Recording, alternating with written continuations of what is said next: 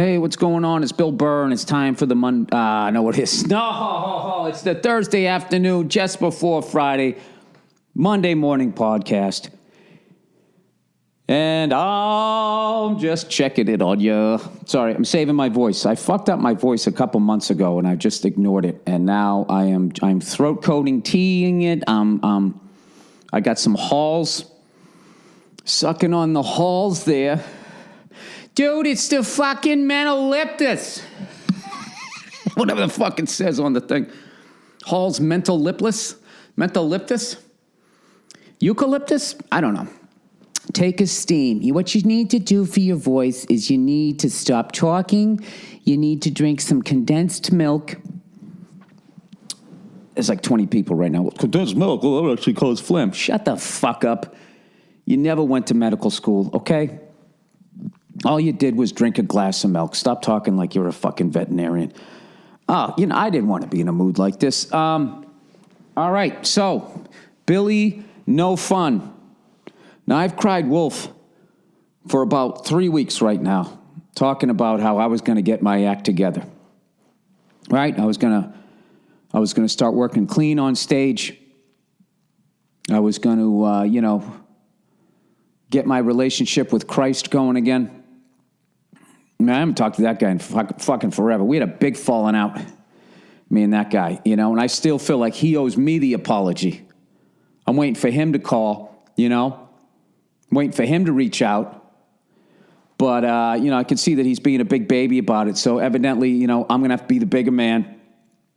I'm going to have to reach out.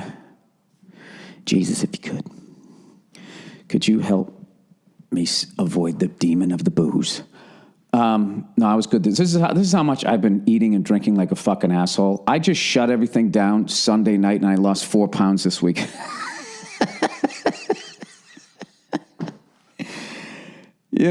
Just fucking, and I even got hammered one night. I was doing so well. Dude, the 4th of July, happy birthday, dear United States of America. Happy birthday, dear United States of America. Happy birthdays, defenders of freedom.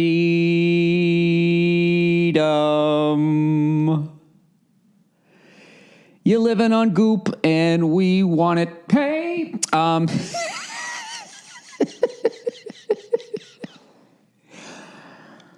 oh, Jesus. Anyways.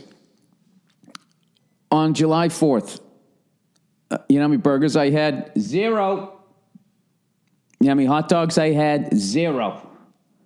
You know how much alcohol I had? 0. Until a couple came over, our friends. They brought their kids over. They had a little one, then they had one that was like 7, 8 years old. This kid was a riot, telling me knock-knock jokes. He was killing me.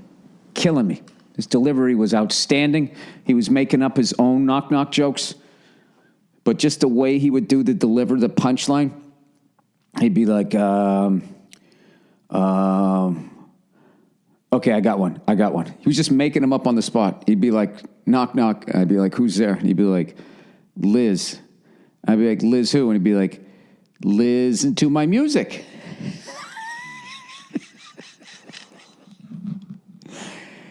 I mean, you come up with one on the spot. Those aren't easy. Anyways. So we ended up I had a great time, but, the guy brought over some beer, so I'm like, these aren't cold. I got a couple of Coors, the Coors, in the little grenade fucking bottles in the back. I'm like, I'll have one. So I have one. They're only here for an hour, right? But what did I do? I sprinkled a little fairy dust on the demon in me, and then the demon woke up and was like, walk over to your bar and get some tequila. And I did. Big fucking square ice cube, nice home pour, and the bottle was almost empty, so I'm like, well, I got to have another one and finish that one. Long story short, 1.5 of those, plus the fucking Coors, and I'm downstairs in my bed talking gibberish to my wife. I just remember one point, she just goes, what? And I was like, all right, time to go to bed. So I had one minor slip up, Whatever. I think if you just did heroin once a week, that wouldn't be bad, right? If you just did it once, Maybe on the weekends, you wouldn't want to be nodding off at work. It'd probably be bad. That'd be hilarious if you just stuck to your guns. And be like, 4 out of 5 days, I'm fucking on it. One fucking day, I come in here with track marks, nodding off of my cubicle, and all of a sudden, we need to have a meeting. That's an 80%. It's a B minus. You tell me your parents would ground you over a B minus? They just say, get your grades up. If this is a get your grades up conversation, then I'm all about it. But if you're going to start saying that you're going to fire me, you're going to fire me over a B minus? Over a B minus, okay? I'll get a fucking lawyer. I'll sue the shit out of you. Your Honor, my client was only doing heroin once a week. Okay? It was the middle of the week. It was a Wednesday. Okay? He came in, he crushed it on Monday and Tuesday. Wednesday, admittedly, he wasn't worth anything. But Thursday and Friday, he finished strong. If we could equate this to a sports analogy, he went 0 for 20 in the beginning of the third quarter, but he came out with a victory. Sorry. Anyways, so I lost 4 pounds this fucking week, and I think I'm back on it. You know what? I have an acting gig coming up, so I got to get down to my fighting weight, as Bob Pogo. As Dave Keckner, as Bob Pogo says, my fighting weight is 172. So I can drop 3 a week. It's in 2 weeks, so I'll be down to like 170, fucking 3, 4, something like that. And then I'll just fucking wean the next 2 off while I do the shoot. And there you go. That's how it's done. All right? All you fat actresses out there fucking bitch moaning and complain, oh, it's so easy for a fucking guy. We got our fighting weight too. You know? So sick of that fucking myth that they put out there. Oh, a guy can look however he wants. Now, if you're a fat fuck, you're going to play a fat fuck as a guy. It's just what it is. You're going to play a fat fuck. And the jokes are going to be that you're a fat fuck. Okay, you're going to be doing a Chippendales dance with no shirt on. You're going to be breaking coffee tables. You'll be living in a van down by the river. You're going to be a mall cop that tries to slide behind a pole but doesn't quite make it because of the shape he's in. Okay? I don't know what fucking movies you're watching. And then the whole thing where they sit there and they go, oh, well, I'm so sick of seeing these movies where there's these guys and these women, they're with women half their fucking age. Well, you know what that is? It's because you haven't traveled to where the money is. Go down to Miami. Get out of the ugly parts of the world like Des Moines, Iowa. Okay? Oh, come on, you're ugly. And if you're not ugly, you're fucking planning an escape. All the hot chicks move out of Des Moines. Where do they go? Huh? Cheyenne, Wyoming. Then they meet some hot guy from Greeley, and next thing you know, they're in Denver growing some weed. Greeley, we're having a bad smell day. Anyways, a friend of mine was just talking recently about this farm that they have. They sponsor this farm somewhere out in England, and they don't kill the cows when they stop producing milk. They just let them kind of just get old. It's really cool. It's like a cool farm, man. They milk the cows by hand. I think all farms should do that, All farms should do that. And if there's, if they can't keep up with the milk supply demand, that, all that means is human beings will die. And considering we're the problem, I say as long as it's not me or anyone that I love, I'm all for it. Here's something really fucked up environmentally. I started watching baseball again. I finally gave in. I bought the MLB package. I'm all set now. I got the center ice. I got the fucking, they always got some dumb name. They can't just say the NHL. They got the center ice, the courtside, fucking 50-yard line, whatever they call them, right? I got the Bruins, the Patriots, the Celtics, and Red Sox. I got the whole fucking thing. And with my cable, it just automatically renews, which I love. I usually don't like when it automatically renews. Like, hey, I make the decision. Now I don't give a shit. I'm just like, all right, fine, whatever, it's fine. Don't worry about it. So I've been watching, I watched that Rangers series. I didn't realize how many Red Sox I didn't know. There's Mookie Betts and Wright, Bradley Jacob Jr., something like that. Bradley fucking Walmart Jr., whatever the fuck his name is. Milton Bradley. What's his name? Something Bradley Jr.? I don't know. Then you got Andrew on the fucking left. Xander Bogaerts. Dustin Pedroia. I don't know a lot of them. Anyway, so I'm going to start watching them and watching the Yankees too, because Aaron Judge looks like a fucking myth, doesn't he? He looks like one of those fucking things when they talk about baseball in the early 1900s, and they had those giant fucking, elephantitis of the fucking hand gloves that they used to play with.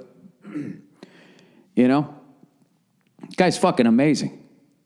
I don't know what's going on, though, but I think baseball's numbers are down. I think they juice up. Whenever their fucking numbers go down, I believe that they juice up the ball.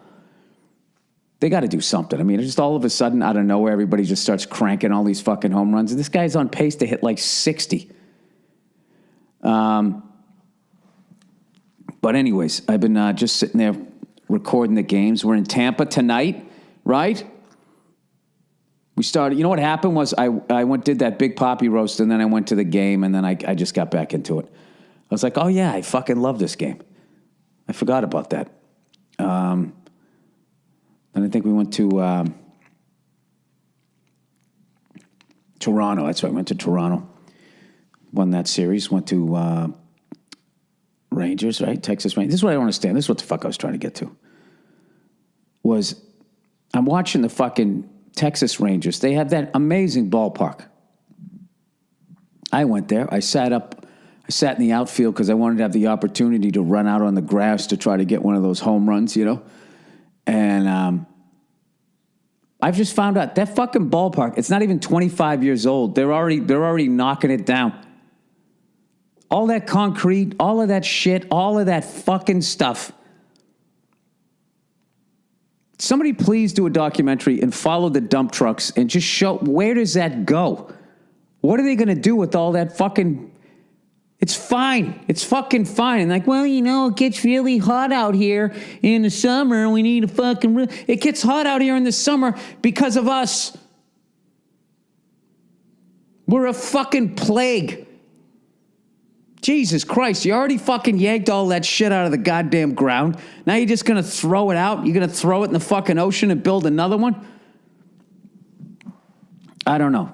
They're doing that in Atlanta. Atlanta has a fucking ballpark. That thing's not more than 25 years old. And they're like, well, our fan base, it's just too far to drive all the way downtown. Got to move it all the way out, really.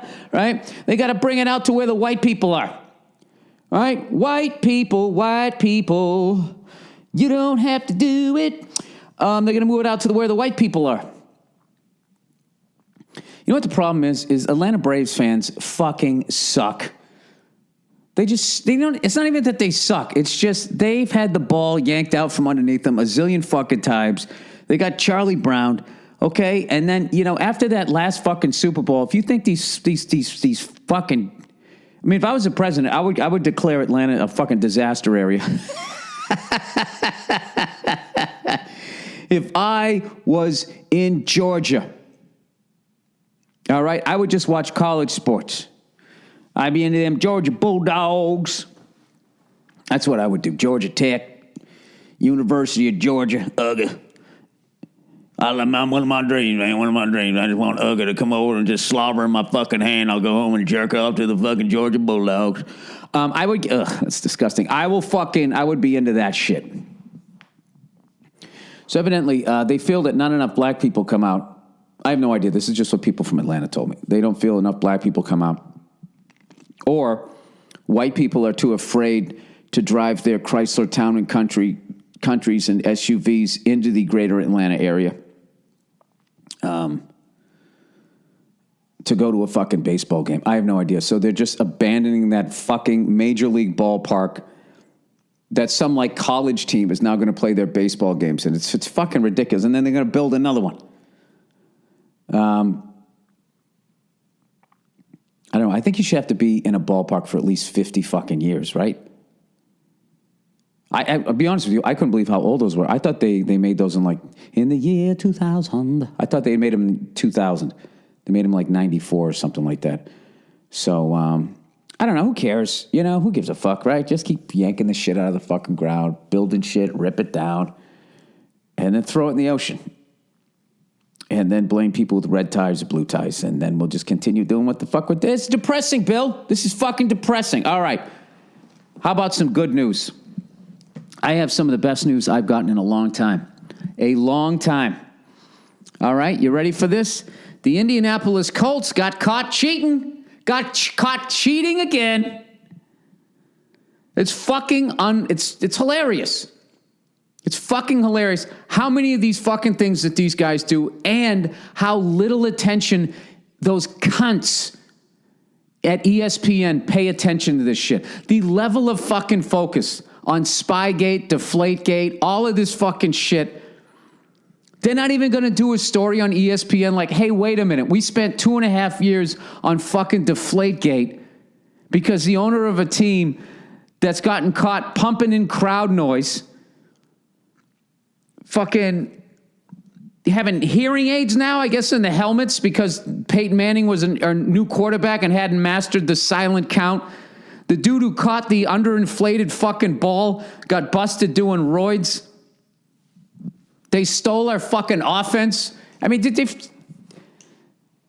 they get their owner sat on the competition committee and changed the rules of passing to tip it in his favor so they could beat the Patriots? It's fucking unbelievable. And this is the thing. I'm not mad at any of that. Does that really make them win the fucking game because they have hearing aids in their fucking helmets? I think that's fucking hilarious. All right? And I think it's the job of the league to try to catch those people doing it. And when people get caught, I just laugh. Corked bats, all of that shit's funny. Steroids is the one thing. Steroids, that's the one, for me, that I feel that's the biggest thing. You know, pumping in crowd noise, hearing aids, taking a cunt's hair with the air out of a ball, trying to steal signs. Jesus Christ, everybody fucking, that shit's hilarious to me. And those are some of the best stories that you hear. When you listen to pro athletes, half their fucking funny stories are about guys cheating. You know, so every time the ref turns away, this guy keeps punching me in the balls. So I'm just like, dude, what the fuck? By the third quarter, my balls are the size of my fucking head. So I turn around and I kick him in the nuts from behind. I get his taint, his fucking asshole. Like every one of their, you go to a banquet, all of their fucking stories are about the shit that they did to each other when the refs weren't looking. My only one is steroids. That's the only one I give a fuck about. If you get caught using steroids just because that, you know, and that doesn't make you throw the ball farther or see it better or get bat speed or any of that shit. It just keeps you feeling brand fucking new. You're going up there like you got 8 hours sleep, like you never got tackled in your life, like you never got hit on the rib cage by a fastball. It just, you're like a fucking X-Man. That's the one that I look at like, what the fuck? But I also understand it. I mean, because at least in football, like what those guys do to their bodies and what happens to their brains, at the very least, I mean, I think they ought to be able to heal up like X-Men. I think they ought to be able to smoke weed, you know, at a state level so they don't get in trouble. That's the only thing. But this is the thing. Colts, I don't think Peyton Manning's a cheater. I don't think the Colts are fucking cheaters. I think it's fucking hilarious that you got caught doing that just because your owner is a cunt. He's such a fucking cunt. And I can't believe that ESPN is just going to fucking ignore this story. They're just ignoring the thing. Quick little blurb, bing, bang, boom, done, see you later. There's no, hey, wait a minute. The whole time this guy was saying fucking blah, blah, blah. Meanwhile, he's doing this. I mean, Jesus Christ, ESPN, it's the dog days of summer. God knows you got to fill up some fucking airtime. As a Patriots fan, can you at least have Bob Lee do some fucking outside the line shit? They won't do it. They won't fucking do it. Oh, whatever. What are you going to do? I love it, though. I love it because to this day, I still get shit. When I was up in Portchester, fucking Giant fans who had former great Giants talk about fucking cheating all the time, all the shit that they do. Like this fucking guy, Jim Irsay, succeeded because he, in his own way, tainted the Patriots when they did absolutely nothing more than anybody else is fucking doing, which is basically fucking grab-ass bullshit. And they're acting like they're fucking, I don't know. I don't get it. I don't fucking get it. You know what? Tom Brady, he's just too good looking. If Tom Brady looked like Peyton Manning, I'm telling you right now, and we weren't winning championships, it wouldn't be a fucking story. But whatever. All I know is I got another round of ammunition that I can put in the gun any fucking time anybody speaks up about the Patriots cheating. Oh, what do you think about the Indianapolis Colts? Huh? Hey, how do you feel about the Falcons or the Vikings? What do you think about those guys? What do you think about the Pittsburgh Steelers? What do you think about the New York Football Giants? What do you think about any? You don't think anything about that. You know why? Because ESPN didn't tell you to think anything about it. You fucking Buffalo Wild Wings, mouth-breathing foul. Let it go, Bill. All right, I am. Anyways, a buddy of mine was just brought up that Conor McGregor-Mayweather fight again.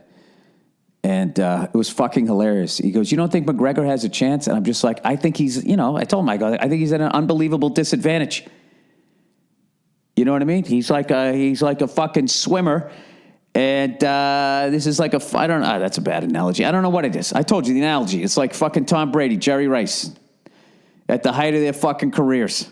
Let's see who's a better football player by seeing who can throw the football further and more accurate. That's the only level of competition.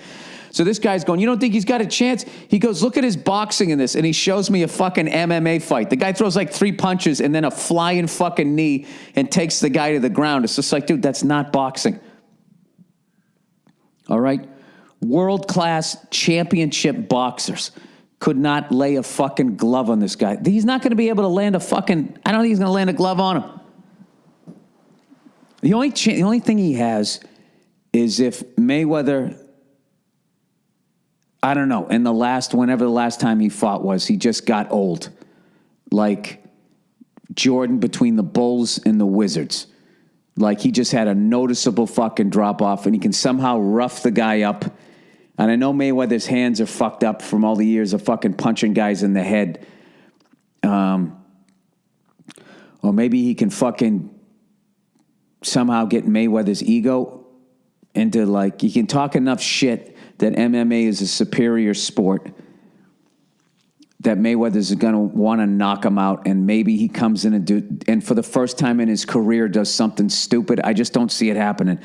I said that I hate this fight because I know I'm going to order it, but after the debate with him and watching him sending me an MMA clip to show me how good this guy was at boxing, I don't think I'm going to order the fucking thing. I'm going to wait. I'm going to wait till people call me up and see. And I mean, wait for texts of like, oh shit, capital letters. Then I'll order it. Or if that was a complete fucking waste of money, then I'll just laugh. And then I'll probably will order it. I'm going to order it. God damn fucking shit. I'm going to order it. I'm going to give Mayweather another 100. You know how much fucking money that guy owes me? Watching him fight Manny Pacquiao fucking 10, 11 years after when he should have. Although I thought that guy was on something. You know, I know because I'm not in the fight game. Anytime a guy just keeps moving up in weight class and he just keeps getting stronger, I mean, is that possible? I moved up in weight class. I went up to almost $190. I didn't get any faster. Anyways, let's read some fucking advertising here. And then I have to go into the writer's room for season 3 of F is for Family. Oh, boy. Another 10 episodes. And I am being a fucking angel. An angel as far as my eating in that writer's room. Nothing will fuck you over like sitting in a goddamn writer's room. You're sitting on your ass all fucking day, and there's candy and chips and candy and pizza and fucking burgers and fries. I mean, it's fucking, you might as well be sitting in a crack house. Here's my diet, all right? Here, for me, I feel like this works, all right? I have oatmeal, third of a cup of oatmeal with a banana, right? A little bit of milk in there to cool off the fucking The fucking, I don't know what it is. And fuck you guys with your steel-cut oats. I don't give a shit. This works for me, all right? Then I have 2 eggs over. That's it, right? Then between lunch and breakfast, I have an orange. That's it.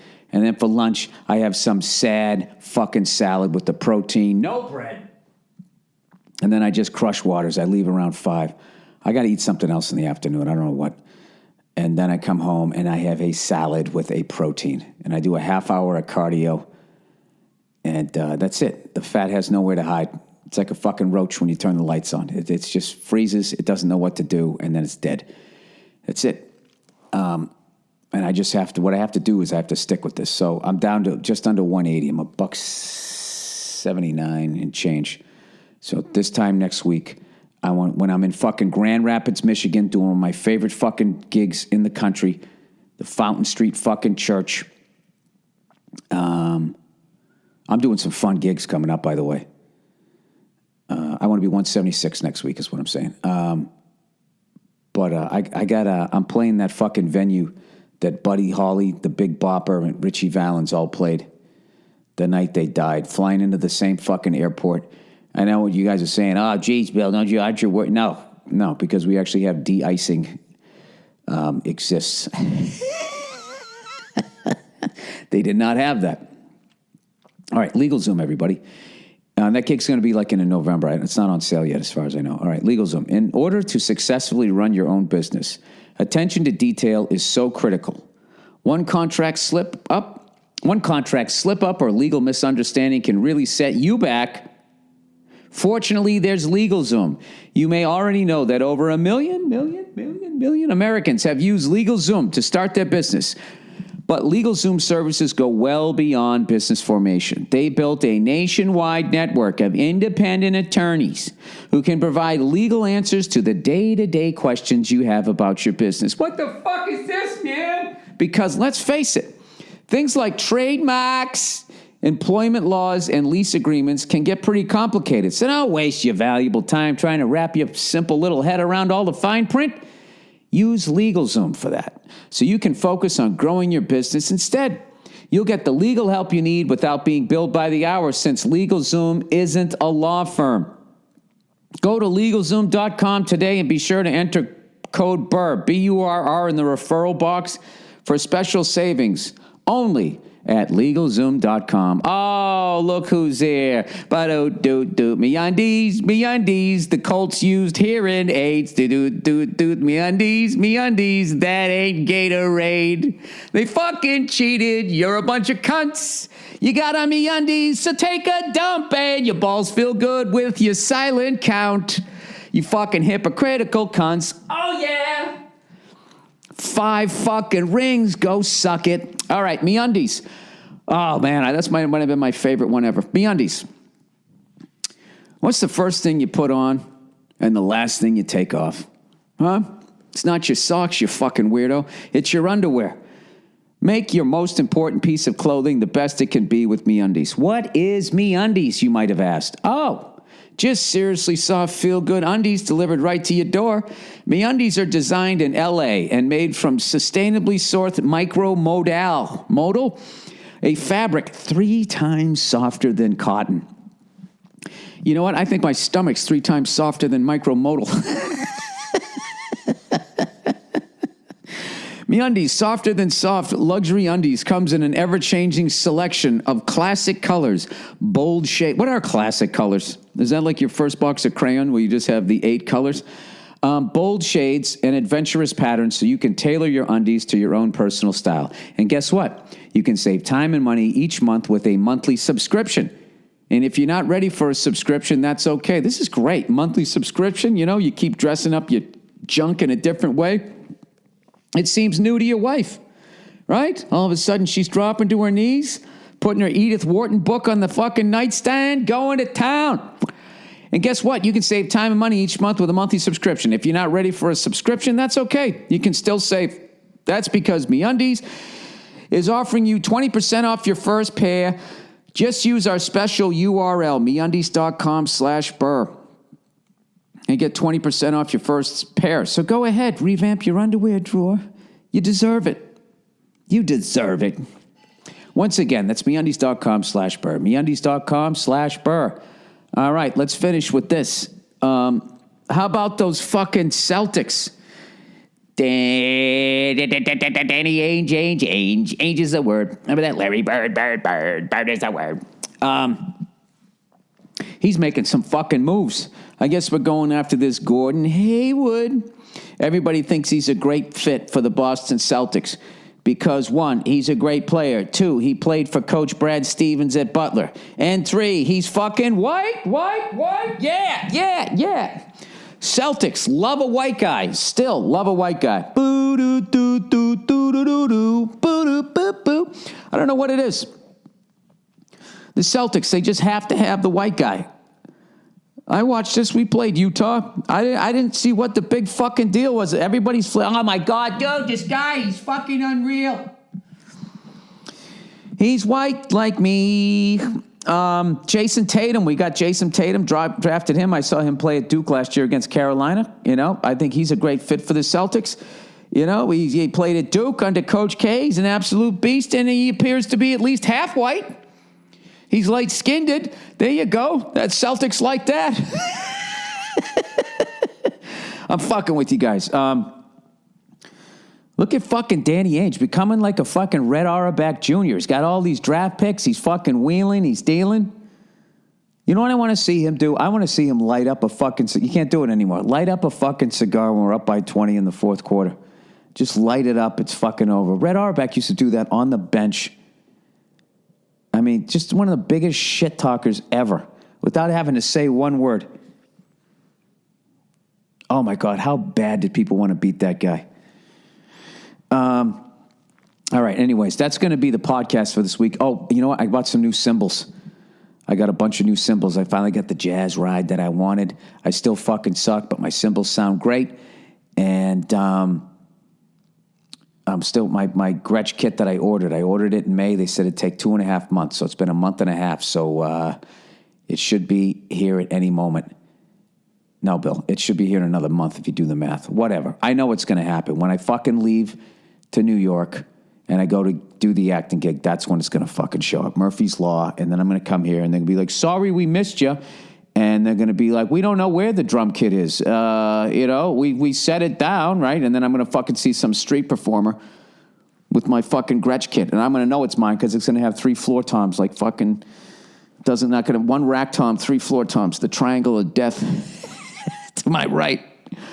I'm already going to order another rack tom, I think. I'm just doing everything I can to have a different fucking setup so I can get out of my 30-year fucking John Bonham vortex that I went down. And I've been playing the double pedal.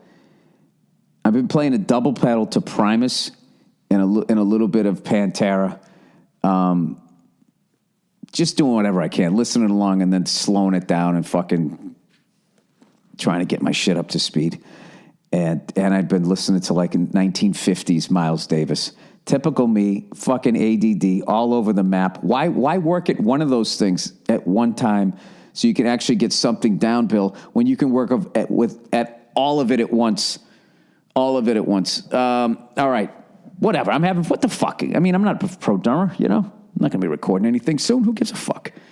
I'm not going to record anything ever. Although, I've been doing I did that video, that Sunday video podcast. I had a great time doing that. I'm going to do those every once in a while. Maybe one of these times I'll fucking, I'll do like I can't do a drum. I'll do a little clip. I'll put a little clip up. I got to do a drum cover of like one of the worst songs ever. And then just be sitting there because I have to somehow make you laugh, right? I can't just do a drum cover and be like, yeah, Bill, I don't understand what the purpose of that was. What am I watching? The Banana Splits? Is like fucking Danger Island going to come on next? Or maybe I'll just do one behind the drum kit. I'll just talk shit for fucking half hour, and then the second I'm done, I can play drums. Maybe that's how I do it. And I act like I'm going to play drums, but then I never do. And then you're like, Bill, what the fuck? And I'll just be like, no, what the fuck you? Because I made you watch until the end. I'm like Bill Lambier right now. I'm playing a mind game. We used to play mind games with people. Is that what you did, Bill? I thought you just waited till people left the ground and you took their fucking legs out from underneath them. I didn't realize there was a whole other level of mental shit going on there. I thought you just understood gravity and somebody being vulnerable. All right, that's the podcast. Go fuck yourselves. God bless the Indianapolis Colts. Now, everybody, having been through this as a Patriots fan, I want you to be nice to those Colts fans. Do not call them cheaters. It isn't fair. Fucking hearing aids. That is hilarious. Could they talk to each other? Do you realize how fucking funny that is? And that you're sitting there and your offensive line coach comes in. All right, listen, this kid ain't fucking making it, man. He doesn't know what the fuck he's doing. We're going to get our asses. This is going to be a loud building, all right? Just put these fucking things in. And you think any one of them sat there going like, but coach, isn't that against the rules? That's fucking hilarious. I love that they did that. That's one of my favorite things about sports, you know, is that shit. Somebody with Vaseline under their fucking, that guy had the shit on his neck. I mean, it's just fucking funny.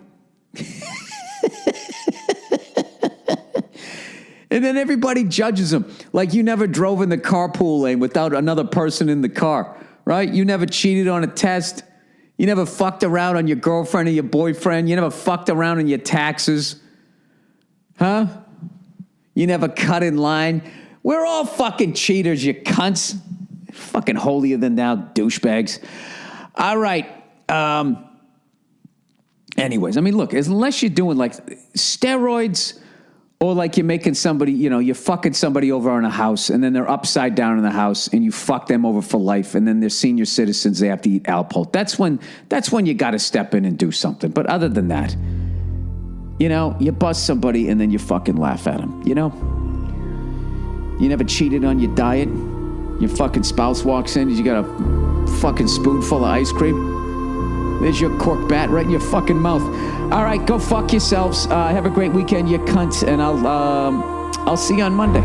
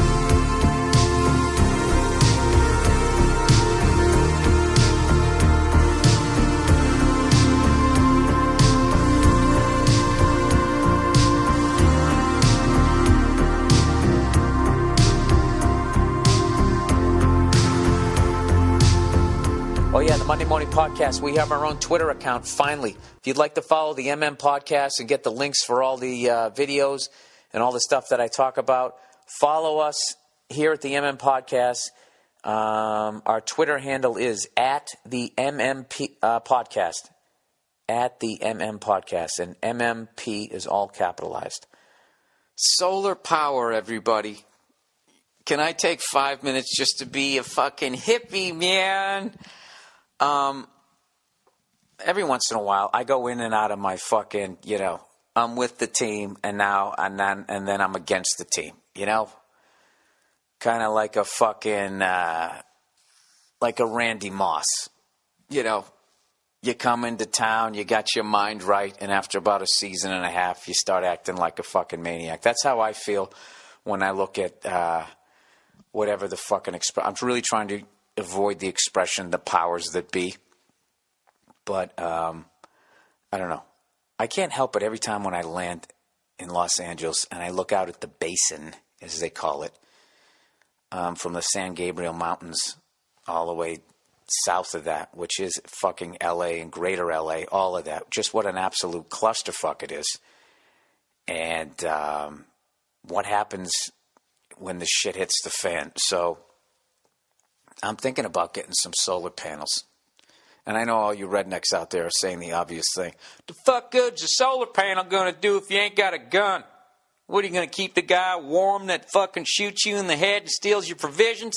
I understand they're fucking bearded wonder, all right? I get it. But one step at a time. One step at a fucking time. First thing I want to do, I want to get, it's ridiculous. I live in a fucking desert. The house bakes in the sun, and I don't have solar power. It's the dumbest shit ever. So I'm going to look into it. And what I want to know is there two types of solar power? There's one where you're still on the grid, and then there's one where you're off the grid. I like off the grid. And if anybody's listening to my podcast, if you're off the grid, like, what happens? Do they get mad at you? I mean, how do they know? Because all of a sudden your bill goes down? Does that like set off a light, and underneath the mountain that all those Illuminati guys live in? And then somebody pulls up to your house. Hey, I noticed you haven't been making any toast lately. And, what's going on here? How come you're not watching TV? What, are you reading books in there? Fucking eating apples off a tree? How come you're not using any electricity there? Does that happen? It's not illegal to be off the grid. They just sort of fucking, do they bully you at all? Like, just let me know what I'm in for. All right? Because what I would love to do is to continue spending my legal tender that really has nothing behind it other than the faith of every freckled-faced cunt over here. I would really love to continue existing in this, but I would like to have the backup that if the shit does hit the fan, before I'm overrun by a mob, because mine's the only light on the top of the hill. See, I used to do a bit about that. That's the thing. Like, if you actually if you're off the grid, all right, and everything just goes fucking haywire, you got to cut your lights out quick. Okay? Because the first thing when everybody loses power, they stand there and go, oh, you got to be fucking shitting me. I was watching Two Broke Girls over here. Right? That's the first thing. You flip the switches, and then, within 30 seconds, you're like, is it just our house? And you look out the window. So you have 30 fucking seconds to cut all your lights off. Tell your wife to shut the fuck up and get downstairs in that little corner room. All right? And you put your hand on her shoulder. Firmly. You don't hurt her, but you're not affectionate. You place your hand on her shoulder so she knows that some pertinent fucking information is on the way. And you say, honey, we're the only ones left. We're the only ones left. Look at me. Stop crying. We're the only ones. We're the only ones left with power. And I need you to hold it together. Cry it out now. I want you to cry every ounce of bitch you have in you out of you. In this corner of this house. Okay? When you come upstairs, I want you to sit here and act like we do not have power. Okay? So when the Sullivans come across the fucking street and see if we don't have power, you lie to their fucking faces. Shh. Honey. Forget about the Sullivans. They're not going to make it. You understand? I don't want that to happen. I don't want that to happen to anybody, but I don't want to be the Sullivans. You know what I mean? I want a shot. Just give me a fucking shot. That's all I need. I just need some solar panels and a fucking helicopter, and I will get the fuck out of here. That's what you need, you fucking idiots with your guns. Huh? What are you, Schwarzenegger? How long is that going to last? Anyways, so I'm thinking about it. Does anybody live in the LA area? Does anybody have solar panels anywhere in the fucking world? Can you recommend? Are there two different kinds? Because I actually looked up solar panels off the grid, and I came to this place, Blue Pacific Solar. It says off-grid packages. Then there's another one that just says get solar power, sun power, Off-grid systems, off-grid system, backwoods solar electric systems. Yeah, I can install that shit. Well, what we're going to do is we're going to bring it in and we'll just run it over the outhouse. A what? Cabana? What's that, a cigar?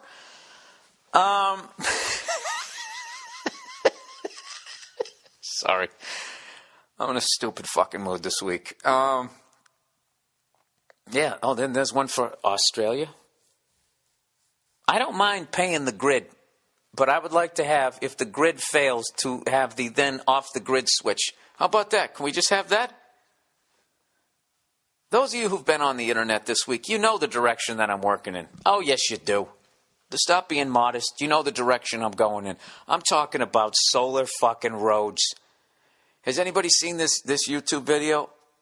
It's fucking amazing. If what they're saying is true about these solar roads, and I apologize for the narrator. I get what he's doing. He's trying to keep it interesting, but he kept it interesting too long. And then he brings it down to an interlude, which should have come a minute earlier, and then he goes back to screaming. So it's a little bit annoying, but just try to listen to the information and then try not to get sucked into a George Bush-Obama debate, because I don't know. I don't know if these things, what the fuck do I know, right?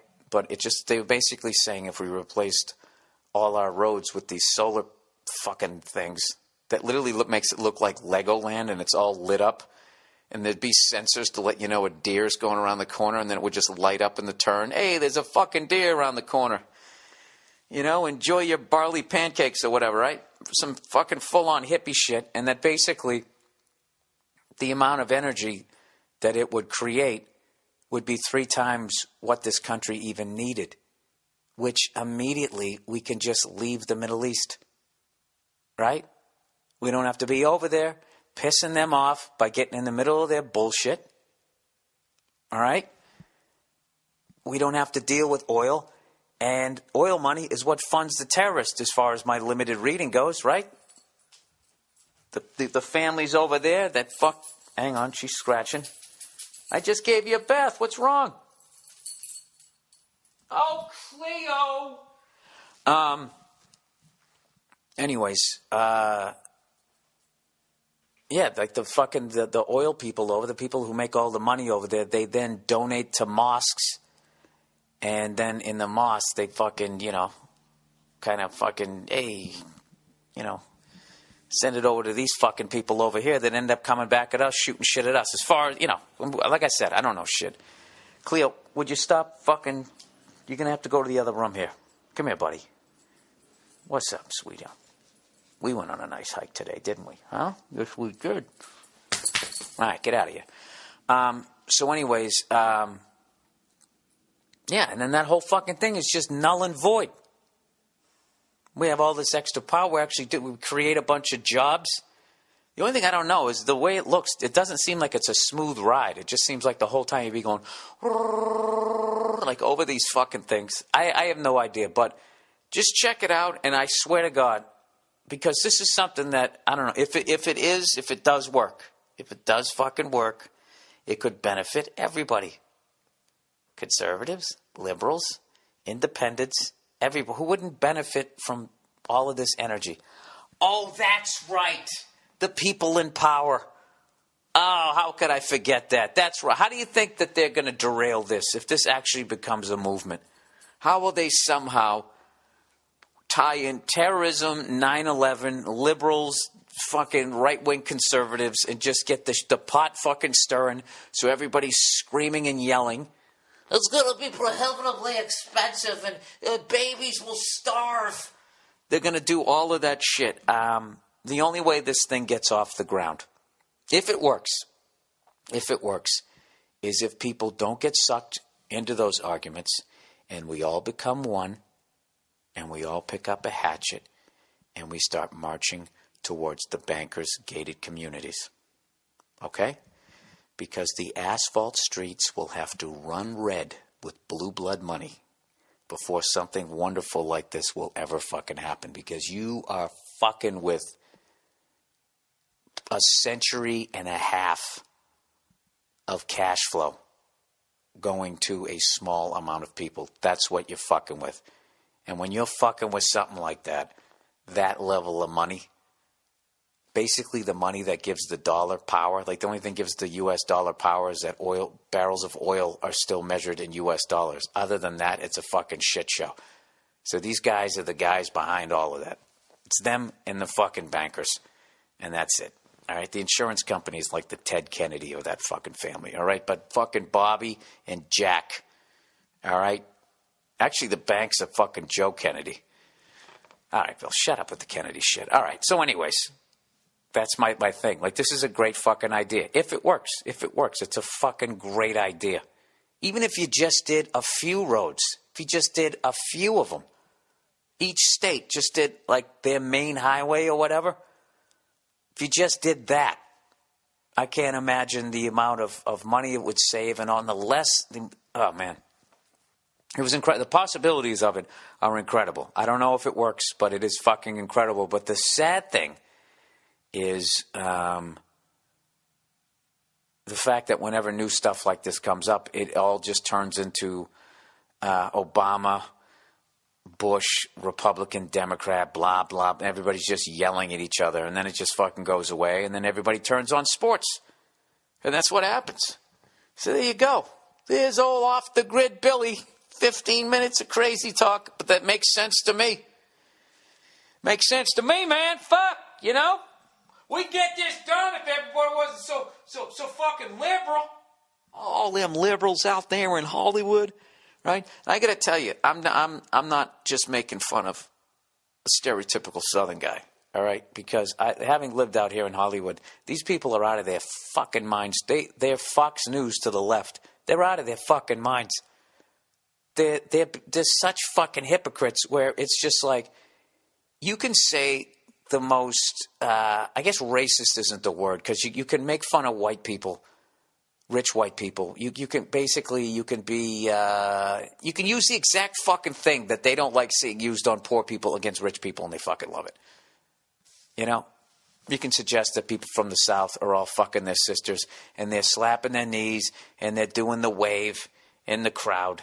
All right, but if you suggest any homeless guy needs to get off his fucking ass, stop boozing and get a fucking job, then you're the devil. So, I mean, I don't know. Does that make any sense? Well, it shouldn't. Isn't that why you listen to this podcast, you cunts?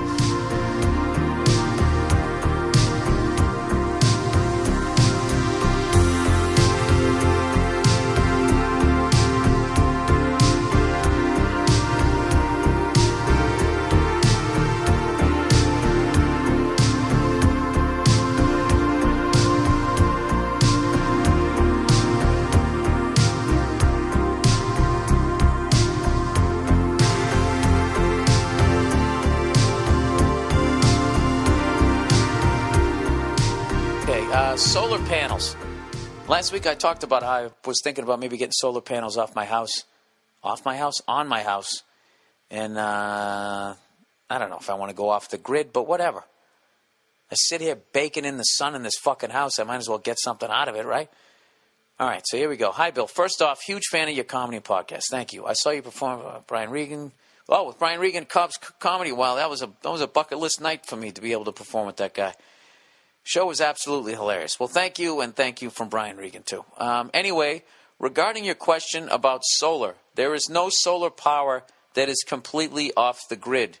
You use all the energy that you can provide through solar and the rest that can't be provided by the sun. Like at night, or if it gets shady on your roof, the utility provides. This is called interconnection. You save a ton of money and you use clean energy in the process. I work for a solar company. I promise this isn't a bullshit sales pitch, and I manage the construction timeline, so I've learned a lot about this stuff. Here's a link to my company I work for. We install a lot in L.A. and in Boston as well, too. I think we're in like 12 different states. Anyways, thanks to you for the awesome podcast. Yeah, you know something about this solar shit? Every person you talk to says something different. I watch people on YouTube make up a solar thing. What a solar thing. Put up their solar panels, broke down how they worked, and how you could get off the grid. But it was really, really, really fucking involved. This guy's digging a goddamn trench. I can't even remember what the fuck was going on, but I'm just like, all right, I don't have room for a trench. All right, my little piece of property here. So I don't, I got room for a hole. Does that work? I can't even remember what he was doing. They dug this trench and he stuffed like a fucking tarp in there. I don't even know I can't even tell you what was going on, but I will definitely, I'll definitely look into it. Hopefully I'll have more luck with you guys than the fucking cunts who put the roof on this house. Fucking assholes. I told you what they did, right? They put the roof on the house and then, like, the drain pipes, because it's an old house, old stupid design, where the drain off was, it goes down into a pipe that actually goes into like my attic is actually, you ever see Seeing John Malkovich or Being John Malkovich? Remember how they had that floor where you had to walk around bent over? Like, that's basically how much space there is between the ceiling on my top floor and then the roof. I don't even know what the purpose of it is. All it is just it just traps air that gets heated up and causes my house to be hot.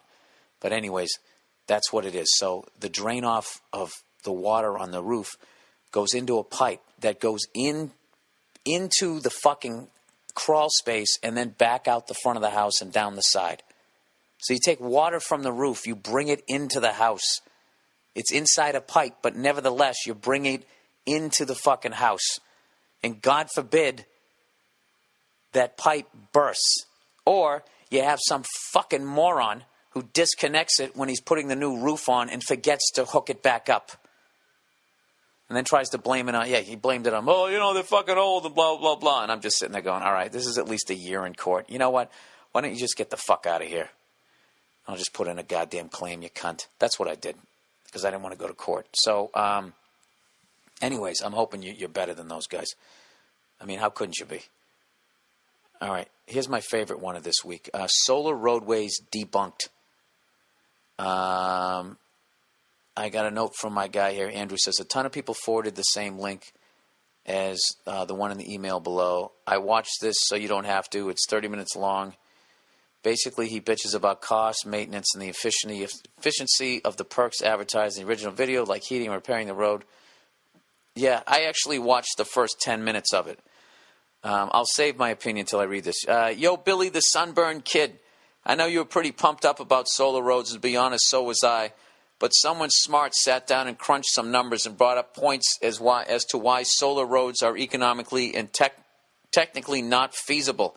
It's about 30 minutes long, so if you got some time to kill in any airport, check it out. Well, you know what, sir? I watched the first 10 minutes of it. He didn't debunk them. He just brought up a bunch of questions. He's just like, a road has to be durable. And I would have some questions about, they showed a tractor run over the tiles, but it was a small tractor and they only did it once. I would like to see how these things hold up when it's wet out and you need water to run off. And he just brought up a bunch of fucking questions. He didn't debunk them. He did basically what he did. It's like 50% what you have to do. You can't have somebody just coming in, hey, these are brand new roads. Can I make them? Oh, okay.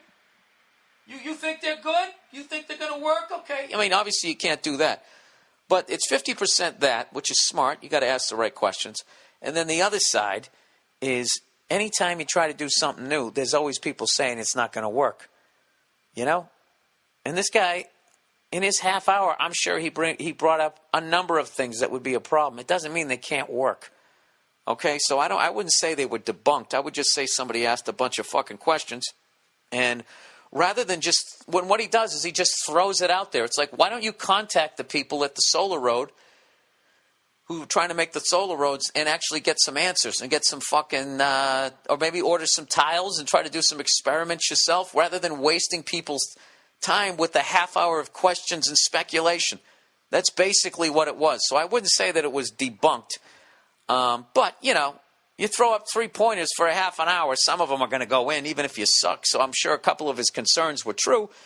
But, look at electric cars. Since way back in the day, people, they suck, they're fucking up. Like, people actually question the power of electricity. It powers the entire fucking city, can light up a whole fucking city. And I get a Prius and my own mother is going, can it go up a hill? No, Mom, I just got to get out and start walking. It's great for my weight. And look at that. They say, oh, they're underpowered and they're this and they're that. First of all, the Prius is not an electric car. It's not even a fucking 50% electric car. It's like an 8% electric car. That's what it is. From like zero, I've told you this, guys, for years. From 0 to 7 miles an hour, that car runs on electric power and then switches over to gas for the rest of the time. And if you drive with a lead foot, you're going to get maybe 25 miles a gallon. But if you listen to the engine, okay, and you don't stomp on the gas and drive like a fucking maniac and slam on the brakes, you can get, I wouldn't say 40 miles a gallon. Yeah, you can get like 35, but it's great. Perfect car if you're living in the city. I absolutely love the fucking thing. So anyway, so you had that. I bought that thing in October of 2007. And now, look at these Tesla cars. I actually rode in one of those the end of last year. Before I rode in Casey's fucking truck, Jesus Christ, which probably gets 2 feet to the gallon, especially the way he was driving it. Those Tesla cars are fucking amazing. And you can drive from, last I checked, from San Diego all the way up to Vancouver. They have recharge stations from San Diego all the way up to Vancouver. And I think recently someone just drove one across the country. So, I sound like that guy in the speculation video. I got to look that one up, or you should look it up, or whatever. But I'm actually I'm leaning towards that fucking thing. Thing's badass. You walk up to it and you turn it on, like the door handles are flush against the car, and you walk up and the things pop out. I'm sure other cars do that, but I never seen it. It's cool to me.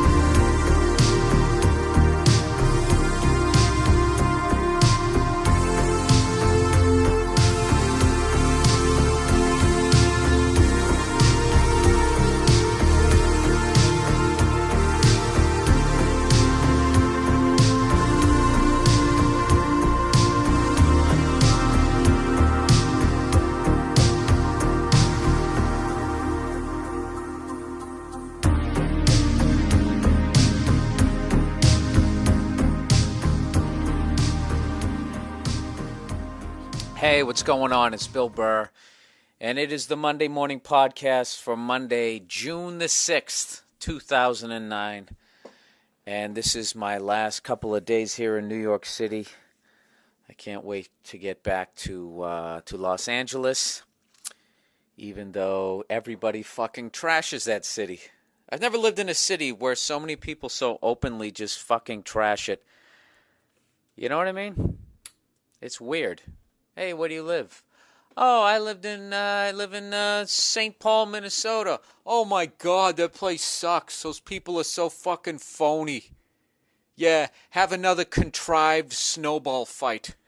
I don't know, whatever. I love when people go to fucking L.A. is they go down to fucking right on the Sunset Strip, and then they fucking talk about how Hollywood and phony it is. Really? When you go to Georgia, do you go to Atlanta or do you go to like fucking Macon, Georgia, and they'll be like, I can't believe how many rednecks there were there. Well, you fucking went to ground zero of it, you dumb fuck. I'm grumpy this week. I'm grumpy this week because I don't want to fucking be here anymore. I just realized that. I don't want to be here anymore, which is great because this is my last day of shooting. I am having a great time when I am on the set. But when I am off the set and I'm trying to figure out what the fuck I do in a city that I already lived in for 12 fucking years, what am I going to get, another slice? Am I going to go to Central Park for the 90 millionth fucking time is what I'm trying to say there. I was drinking yesterday in like the afternoon. Went in to watch the Red Sox play the Mariners at some bar. And my buddy, he came in for the first 3 innings, and then he left, and I was like, you know what, I'm going to hang out. And I just sort of just stayed there. and I had like 5 Heinekens in the middle of the day. Now, I know all you youngsters out there, like 5 Heinekens in the middle of the day. What are you, a fucking pussy? What, that's it? That's all you got? I don't know what the age is, but there becomes an age. Jesus Christ, look at I got like a fucking double chin.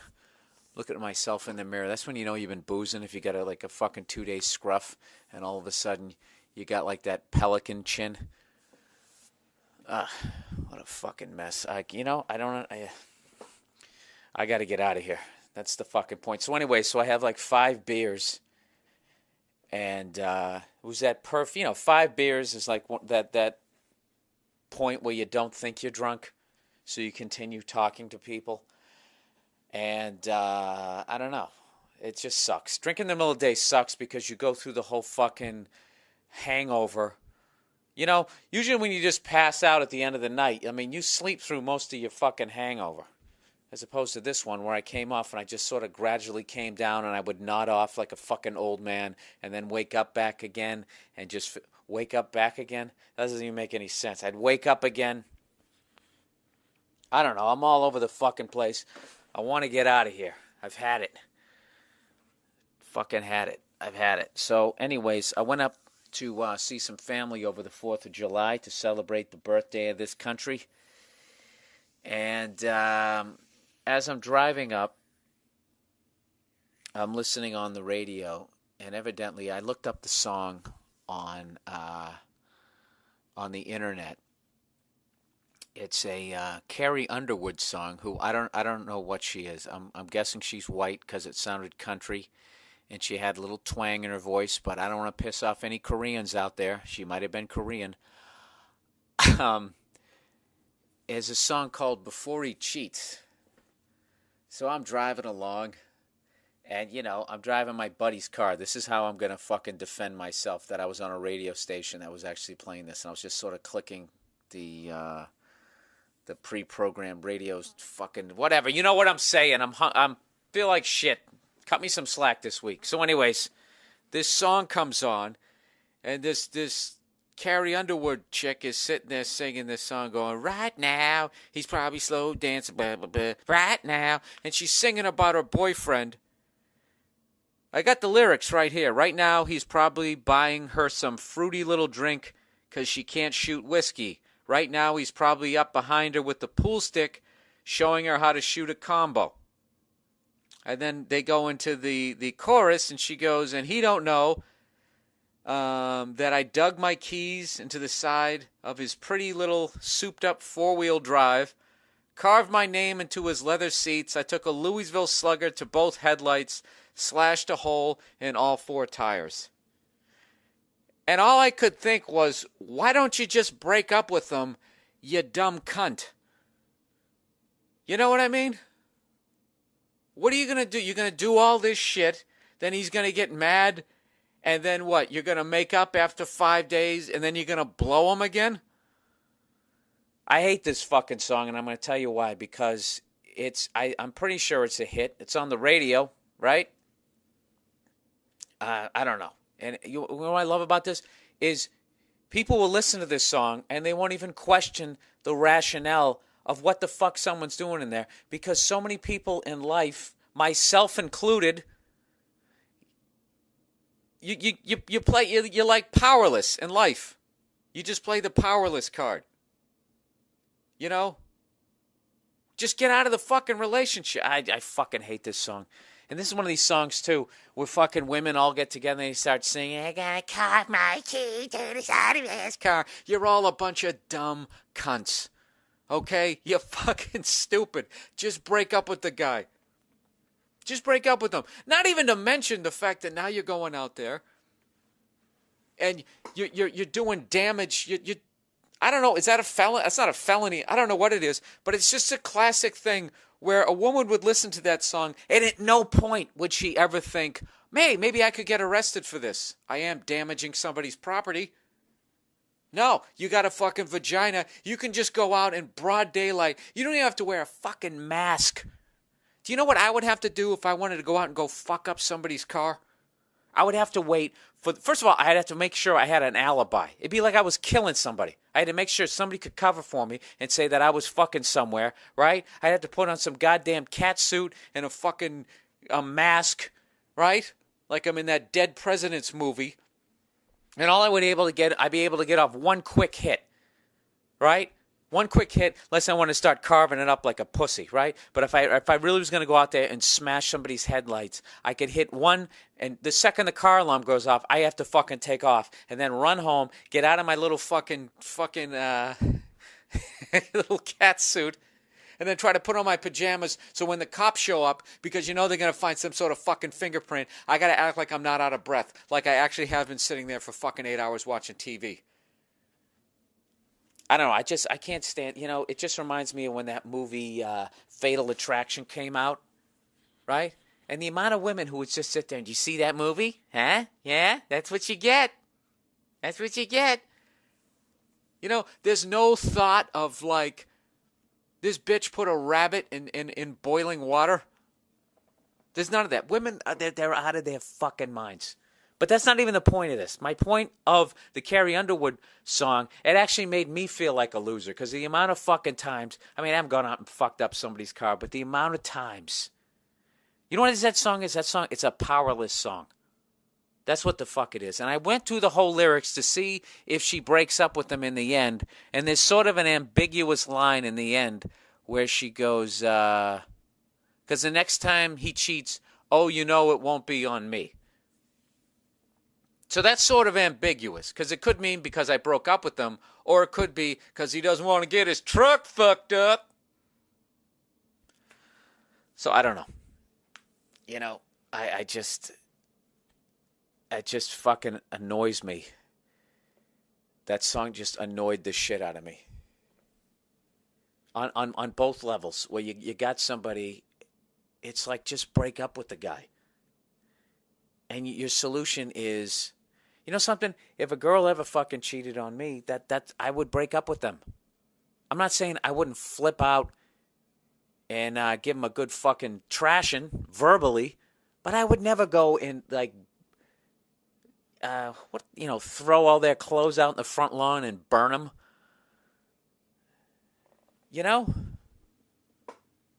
Why wouldn't I do that? I don't know why. I think a lot of it has to do because I'd be fucking worried I'd get arrested for damaging property. Why do women have an exemption from damaging property? I don't understand it. If a woman sat there smashing up somebody's car in broad daylight because the guy cheated on him, people would be laughing. I would be laughing. Everyone, it's a comedy. It's just hilarious. But if the exact same scenario was going down and a guy did it, it'd be the classic, the cops come and they put you in that little, you get tasered and they mush your face into the fucking pavement. I don't know. I get it. Women have to carry a kid around in their goddamn stomach for 9 months, but I don't think that gives you the right to go out and attack somebody's Fiero. I really don't. So why don't you guys just fucking relax? All right? You bunch of goddamn psychos. With your I'm on my period excuse, so 3 weeks a month you're out of your fucking mind. I think if a girl goes, even if you were cheating on a girl or on a woman, right, and she fucks up your car, I really think you ought to be able to go up to her and give her a nice fucking 2-piece combination to the goddamn fucking cabbage. What do you think about that, right? Just hook off on that fucking hair-teased head of lettuce on the top of her fucking shoulders, right? What would you go with? I'm really going to alienate a lot of my fans on this one. And I want you to know that most of this is not me advocating punching a woman in the face. Most of this is I can't fucking sit in this stupid hotel room anymore. I can't fucking do it. I've had the goddamn do not disturb light on for like 4 days. They probably think I overdosed in here. I'm really big on that. Don't clean up the room. Beat it. You got to come in every 3 days and change the sheets like I'm royalty. I change the sheets like fucking once every 3 weeks. Maybe.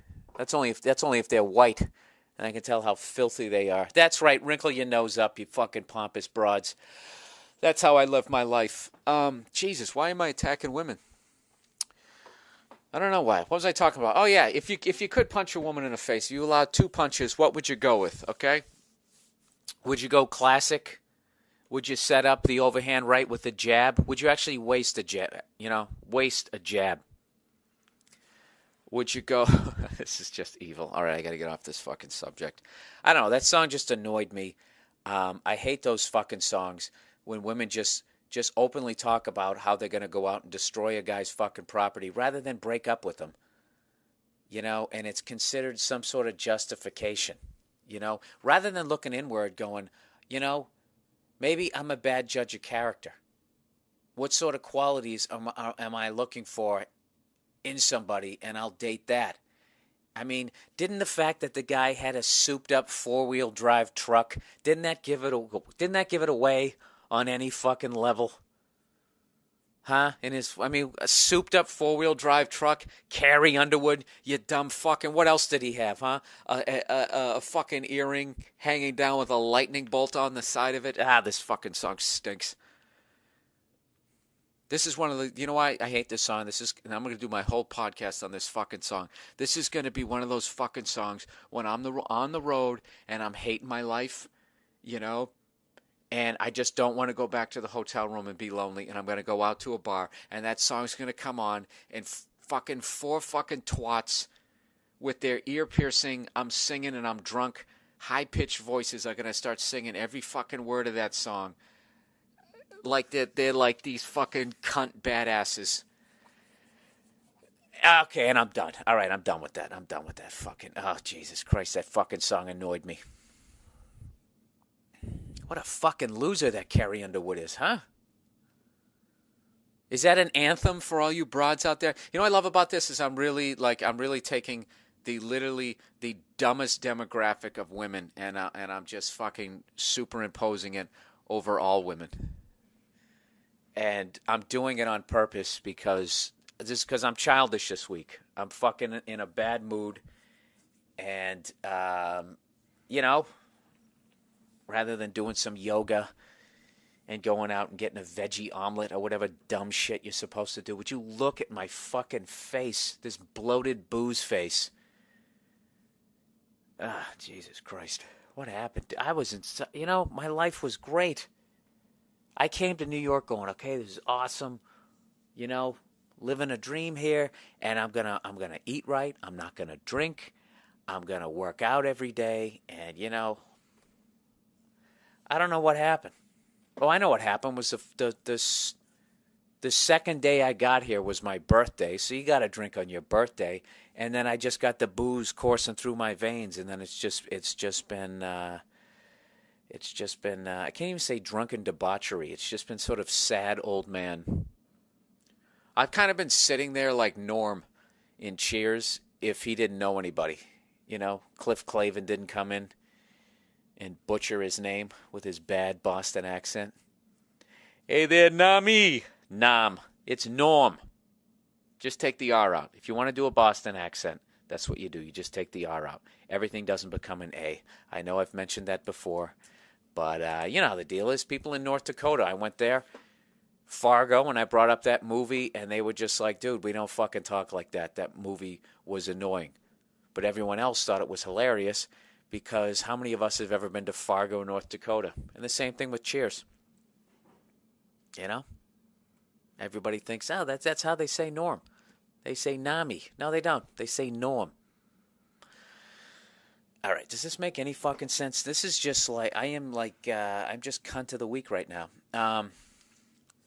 What else did I want to talk about? Did I do anything this week? I don't think I did anything. I started to read a book. I was reading a book on the mob. Why don't I just start reading some shit? Because this is my last day of shooting, and I'm excited. I'm really excited about this scene because I have the most lines of any scene, and any scene that I've been in.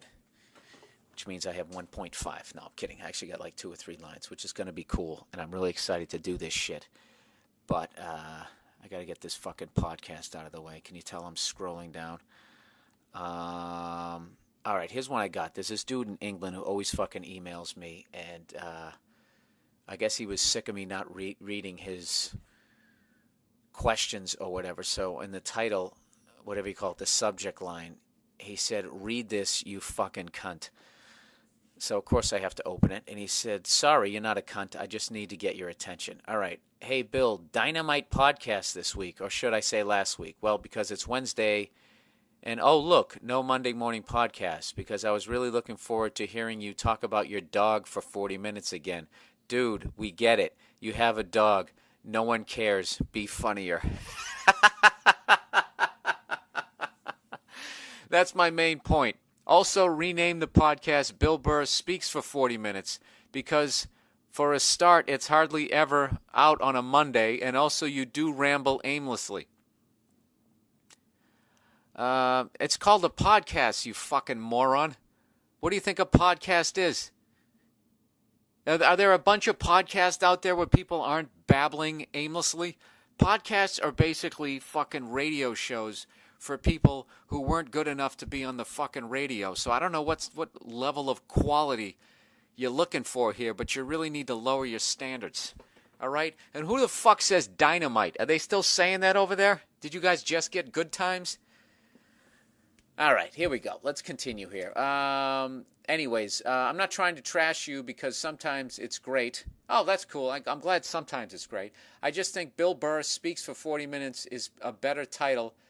Take or leave my advice. But my main point, stop talking about the dog. It kills me. I fast forward when you do. Nobody cares about your fucking dog.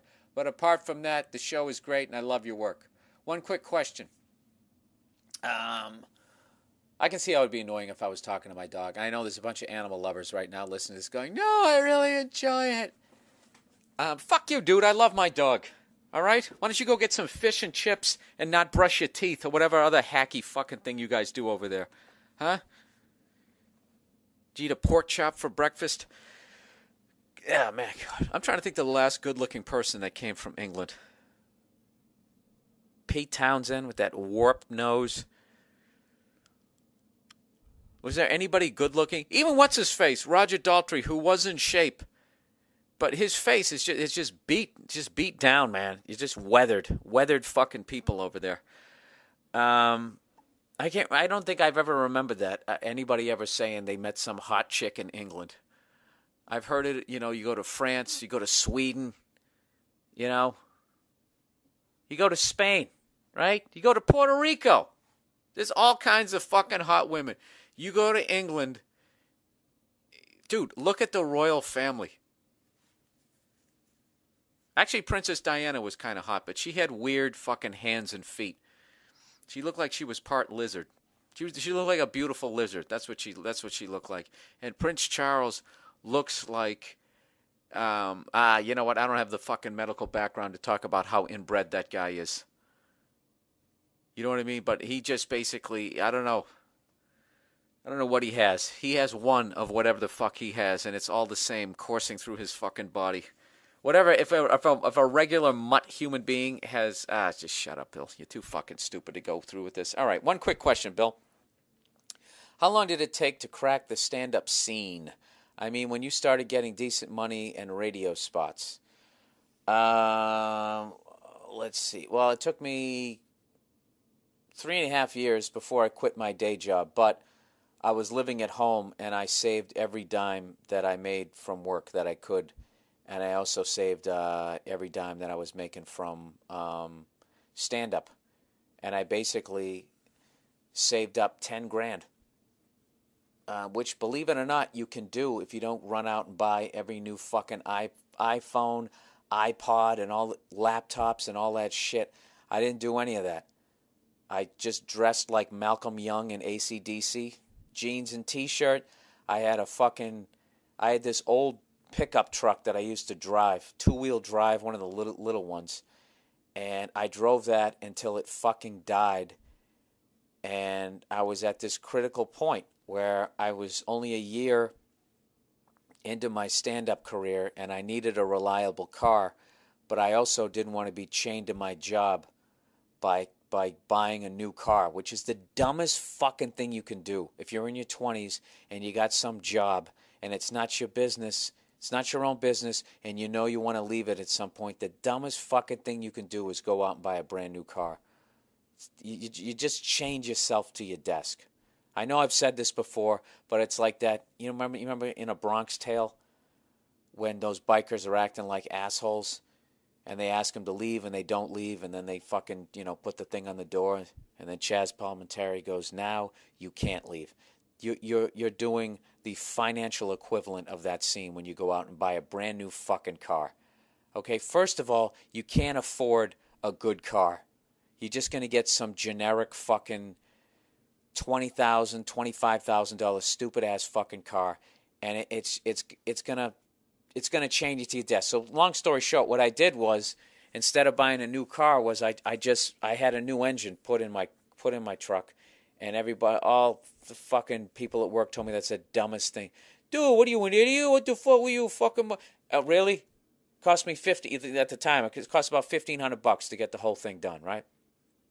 As opposed to having a $15,000 car loan, I had the fucking engine paid off, in about 4 or 5 months.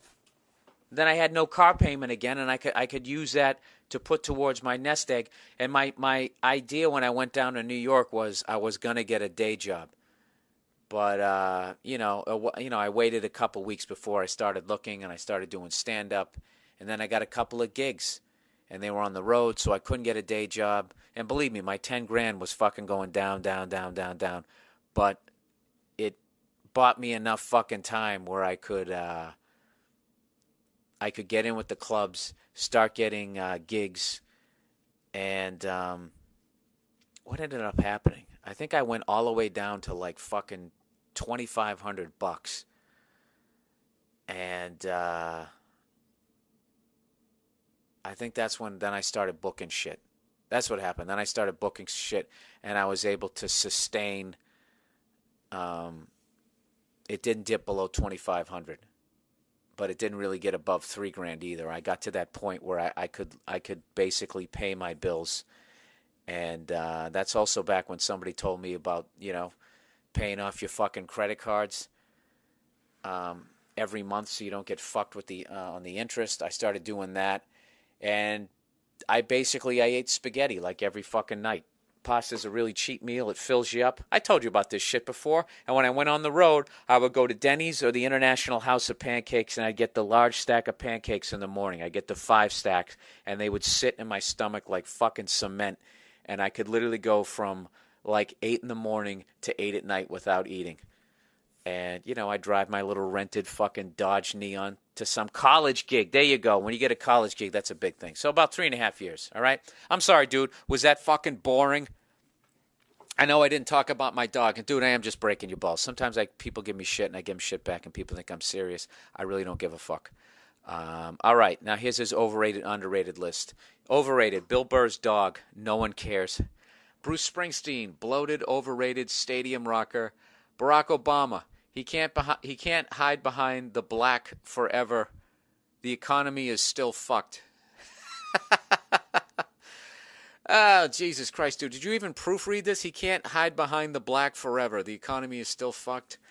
Dude, I don't know if you've fucking noticed, but we've had a war for a good fucking 7 years to the tune of $1 billion a month, and bankers loaned out money to homeless people. And we had to bail them out. So I don't give a shit who the fuck you are. Republican, Democrat, liberal, conservative, fucking independent. You're not getting us out of this. Which is why I am going to Sweden. I have a gig coming up in Sweden in the end of August. I'm going to start doing Australia once a year. There's talks about me going to Dublin. These fucking overseas gigs are very hard to get.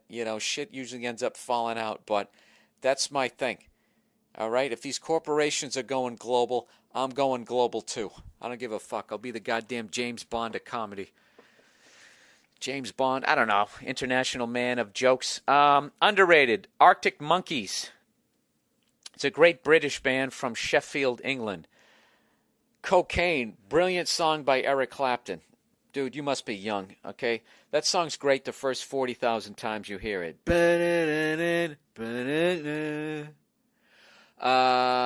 Underrated, football/soccer, easily the best sport ever, hands down. You know what? I wouldn't argue that. I wouldn't argue that, because if you watch American soccer, it sucks, like an American team versus an American team. But if you watch that overseas shit, you know, where people fucking die and people get trampled and crushed to death, and then they go on YouTube and talk about how dumb Americans are. You know, you'd think with those awful English teeth you could eat your way through the fence when you're getting crushed up against it.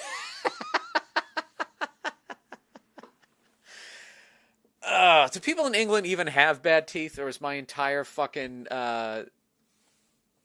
understanding of England basically 3 Austin Power movies? All right, probably is. All right, let's talk about grenades again this week. I asked somebody, when you throw a grenade, how long do you have before the fucking thing goes off? And it said, Bill, 3 to 4 seconds sounds about right. I'm still amazed that that crazy son of a bitch who was filming didn't use a tripod or some shit. Oh, yeah, if you guys want to see what a fucking grenade does, go on YouTube, look up grenade and washing machine. I believe that's what you search. Some army guy, because I asked last week, you know, whenever you see those army movies, somebody dives on a fucking grenade and, you know, saves the life of his comrades. I don't know. There's conflicting advice that I got on this shit. You know what, dude? I'm fucking losing it right now. This podcast is quickly spinning out of control because I haven't eaten yet, and I have an early pickup today, and if I don't do it now, it's not going to be coming out on Monday. So I'm just going to start reading shit here. All right. If you want to talk about weaponry, what is a question I asked last week?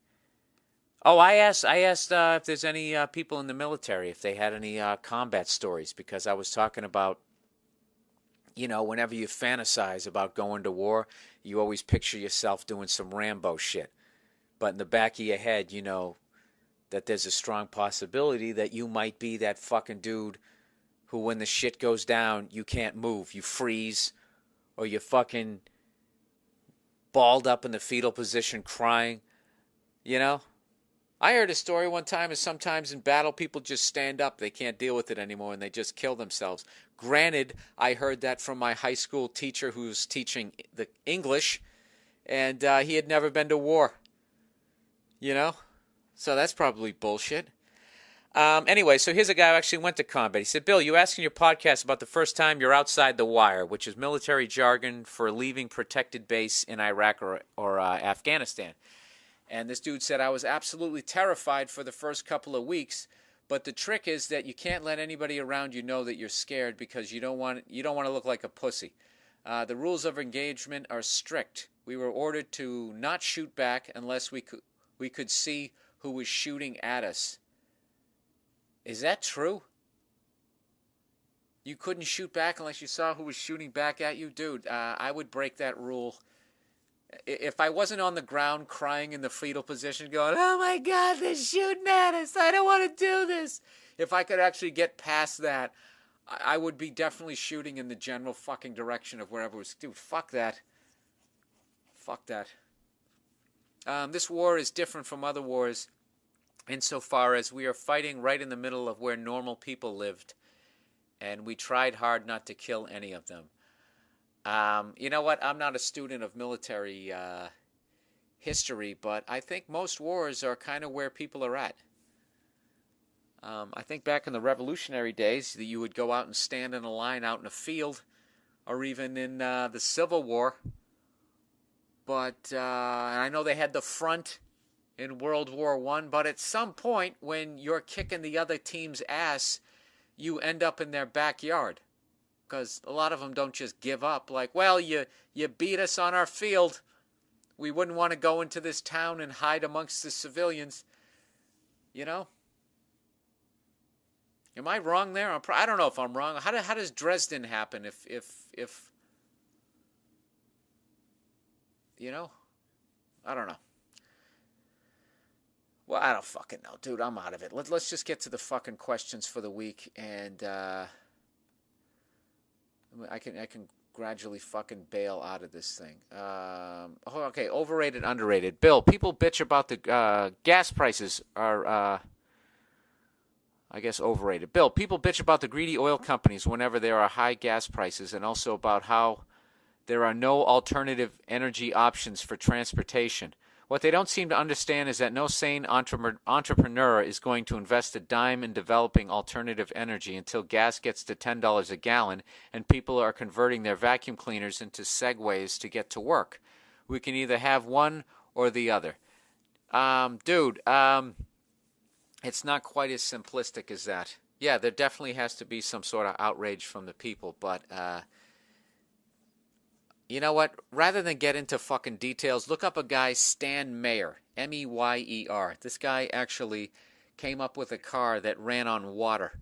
Rainwater, fresh water, salt water. It didn't make a fucking difference. And he basically figured out a way where you could get across the country 14.5 gallons. And the dumb fuck told people about it, went to the news. They announced it on, we played it on the Opie and Anthony show.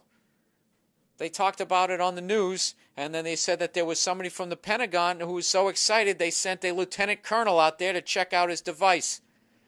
Basically what happens is when you come up with some shit like that is they go out there and they sort of tell you that it's very wise for you to sell them the patent of it. You know, and then if you don't play ball, you mysteriously die 4 or 5 years later and your invention disappears. Stan Meyer. Look it up. That's what the fuck happens. All right, dude? I've always used the iPod. I used to do a bit about this shit. You're telling me basically that I can have my entire fucking record collection, 8,000 fucking songs in my pocket, but they can't come up with the car. They can't do better with the gas mileage. Dude, it's all bullshit. What you basically have at the top is you have the robber baron, blue blood families, and some of the underworld guys who went legitimate. And the government is middle management for these motherfuckers. And the guys at the top, they run everything. Banks are at the top. And then the blue blood guys, I think the corporations are the next level. And then it's the politicians. Okay? And this is coming from a completely uninformed jackass. Fuck that. I've read a couple of books. But I think that that's what's going on. That's what's going on. And, I don't know how you can invent shit nowadays and actually get it out to the public. You have to basically be working for a corporation that has the money to put it out there. So then basically they own it. You know what I mean? I guess you could kind of try and be the Tyler Perry of fucking inventing shit. You know what? Can I just tap out of this fucking podcast? I don't even know what the hell I'm talking about. I'm fucking on the road. I'm lonely. I want to see my fucking dog. I want to get back to my girl. I want to get back to my fucking life. And I want to do a good job today on set so I don't fuck this thing up because I've had a great goddamn time. And I fly back in a couple of days. In a couple of fucking days, and I'm really looking forward to it. Oh, did I tell you guys I bought The Hangover when I was drunk in the bar? I bought The Hangover off some fucking, 50-year-old Asian woman came walking in, It was great. It was like fucking portable Blockbuster video. And I bought The Hangover for $5. Great bootleg copy. Only a couple times did somebody stand up and walk by. Do you guys, that's the great thing about living in New York is all the bootleg movies that you can fucking buy. And basically, someone just goes into the movie theater with a video camera and they just film the screen. And it's great because you can hear other people laughing. It's kind of like Mystery Science Theater. And then somebody kind of adjusts their seat in front and all of a sudden you see somebody's head and you're trying to look around it, Or somebody just gets up in the middle and starts walking down the row. And it's funny to me. But I saw it, man. It was all right. It was fucking all right, I guess. $5. Can you complain? I wish I met this lady at the beginning of my fucking trip out here. I would have bought like 58 of them. Yeah. So next time you're in New York, all right, and that cute little Asian lady comes walking in, go ahead. Am I really doing this? Am I advocating the stealing of shit? I think it's over anyways. People send me emails. Hey, I listened to all your running forums. I downloaded them for free. Sorry. They always got to tell you that they got your shit for free, and then they say sorry. You know what I mean? I pay for my music, you fucking cunts. Pay for my comedy. All right, whatever. That's the end of this podcast. I'm literally dizzy right now. The fuck am I hyping? All right, next week, I go back to my life as a stand-up comedian. I'm going to be at the Punchline in San Francisco on Monday, July the 13th, and I'm doing 2 shows, and it's going to be just like the last time, where I'm going to try to do as little material from my act as humanly possible, and I'm just going to tell you some fucked up stories from my childhood, from my dating life, to whatever, you know. And then the following week, I'm going to be at the Comedy Works in Denver, Colorado. That's the 23rd, 24th, and 25th. And then I believe I'm gearing up to do another special. So I'm going to be on the road pretty much right through August, September, October, November, and December. I am pretty much going to be doing 3 out of 4 weeks on the road. And I'm going to be getting this fucking special together.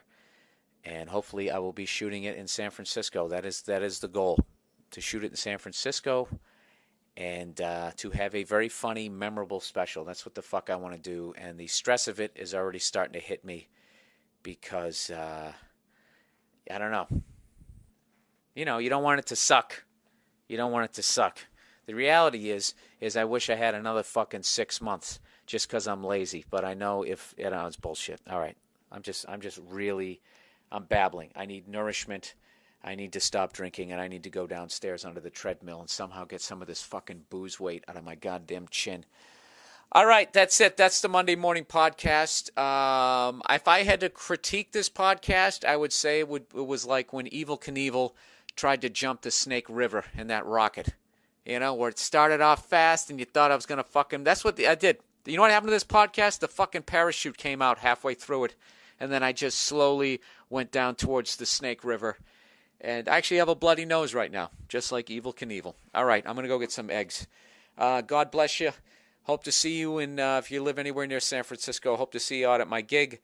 And please keep the questions coming. Next week, I'm going to give you a great podcast because I'll be back in my home life, and I'll be eating right, and I won't be drinking. And brace yourself, douchebag from England. I'm probably going to be talking about how excited I am to see my fucking dog. All right, that's it. Everybody have a good week. I'll talk to you next week.